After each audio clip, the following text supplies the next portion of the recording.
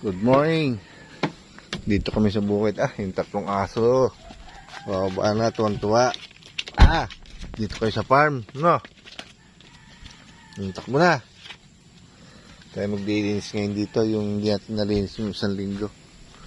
Tignan natin kung ano ang ating pwedeng ma-harvest. Ang ating plantito. Ganda. Nag-uulan. Dala ko na yung halaman ni Kuya pinapatanim. Pansahog daw yun sa mga niluluto. Nakakita na aso. Chu! Anong aso? Nakakita ng manok. Malinis ang ating bukid. Ang ganda. Wow! Ang ganda ng ating mga halaman. Alulusog. Tayo magagawa dito ng kubo. Hindi ko pinapataniman na kay nanay ito. Baka magkaroon ako ng kubo. Sayang lang. Naputol yung papaya rito. Maraming bunga. Bakit kaya? Malakas mo kaya hangin dito? Oo. Bale. Kumuha pa ako ng panggulay dyan eh. Nagdala sa palengke. Ayan o. Natumba. Hindi mo Natumba. binata yan. Ang daming bungay. Hindi man ako malakas ba hangin? Natumba. Kahapon, malakas dito hangin. Kahapon? Pagganon. Pang ganon-ganon. Tumba. Tumba ang papaya.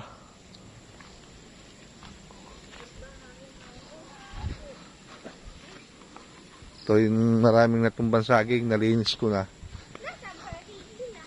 Yun na lang mga kakwate aking lilinisin. Mga natumbang puno ng kakwate.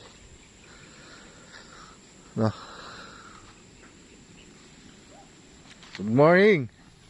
Natumba ang aming papaya. Mahinog ba yung mataas ayun pa. Hindi na ano. Yun. Walang silay. Nalaglag yung isa. Nahinog. Wala pang silay ito eh. Ayan. Binhi na yan. Binhi. Umakyat ako eh. Paano kung hindi ko makikita yan? Di ba umakyat niya ako ta? Kinuha ko yung dalawang punong bunga ng papaya. Paano kung hindi ko makikita? Wala pang silay nung isang linggo. Inakyat ko nga. Kinuha ko yung dalawang bunga. Pwede ko man di makita yun. Magkakatabi yan. Wala pa yung nung isang linggo.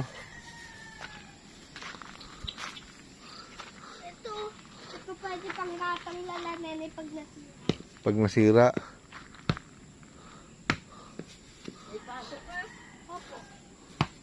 Anong oras na? Nandito ka pa. Mamaya pan 12.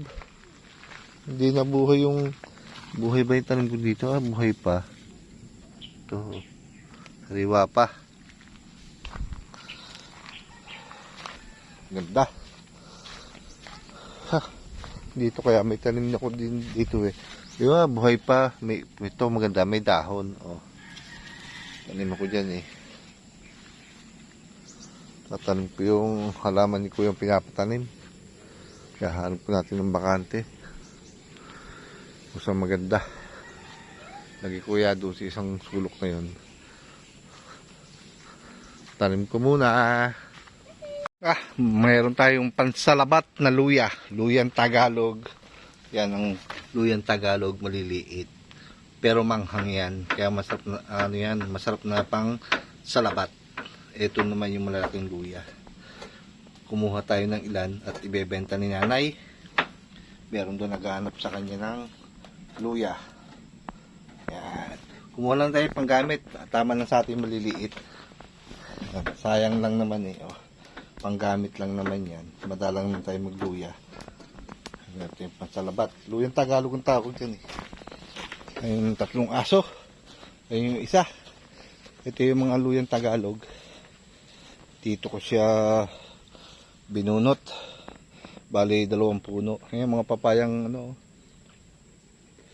nabali. Buo pa yun yung 1 linggo eh.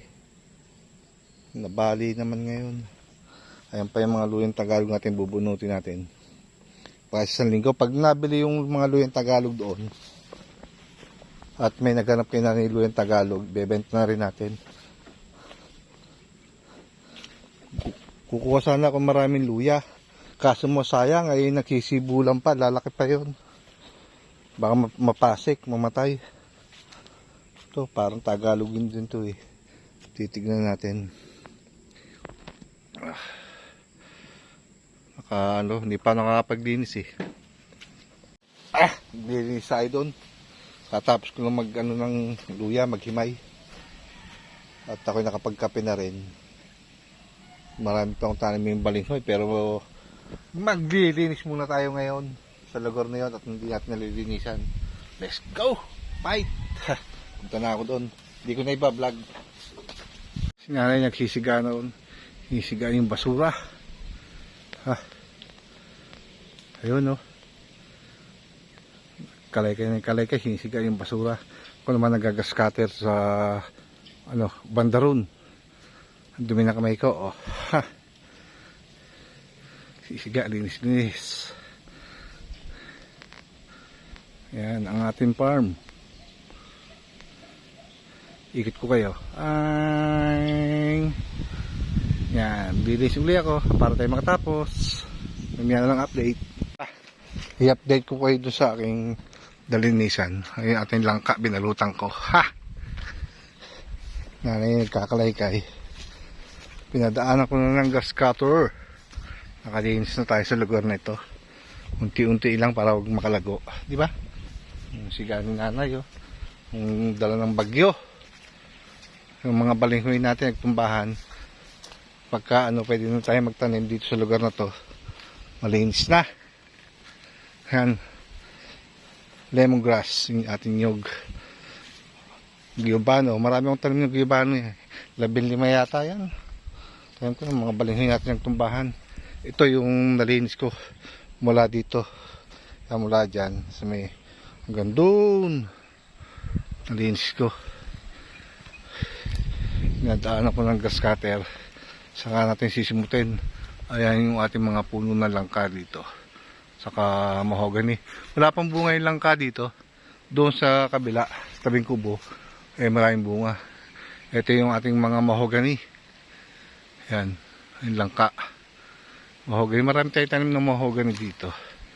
Yan, mga diretso naman. Meron akong 2 punong malalaki. Yun. Saka doon sa tabing kubo. Yan. Namatay kasi iba yan. Ito, mga bagong tanim maliliit. Pero marami yan. Oh. Mahogany. Diretso naman. Yan. Pag tayo nagpagawa ng bahay, di meron tayong palalagarin na mahogany. Oh. So, Indian mango. Diyan kami nanungkit ng Indian mango ng tropa eh. Ayan.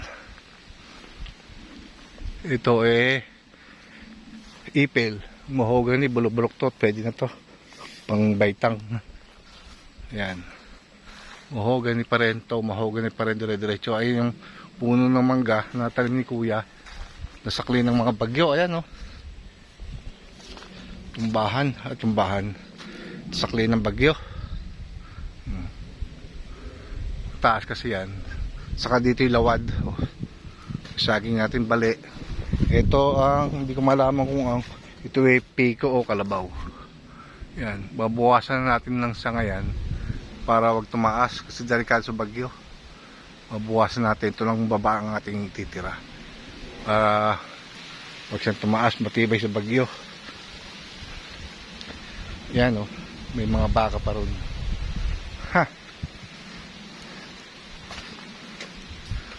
Langka natin dito, wala rin bunga.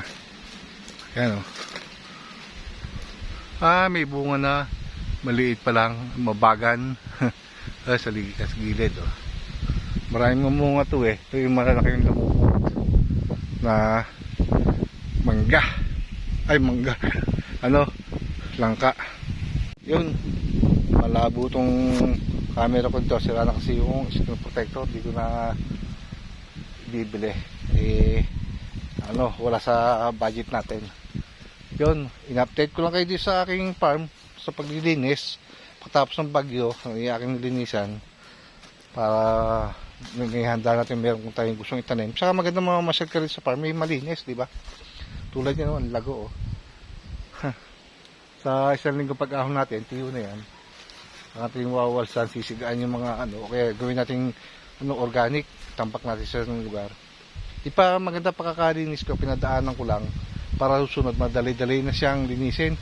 Kasi maraming binaksak na sanga na gawa ng pagkakabagyo, ang hirap i-scatter, dapat ipunin muna yan, ilagay sa tabi para pag scatter natin, di maputol yung nylon, hindi pa sabit-sabit. Ayun, daming kalat. Kaya pinadaanan ko lang siya. Tulad niyan, nasakli ng bagyo. Di ba? Yun lang, in-update ko kayo dito sa ating munting farm ni nanay. Siguro hanggang dito lang. Maraming salamat kung kayo narating sa dulo ng video. Shoutout sa inyo sa lahat. Kayo nagpapasalamat ng lubos at kayo hindi nagkasawa sumuporta sa aking YouTube channel. Bye bye!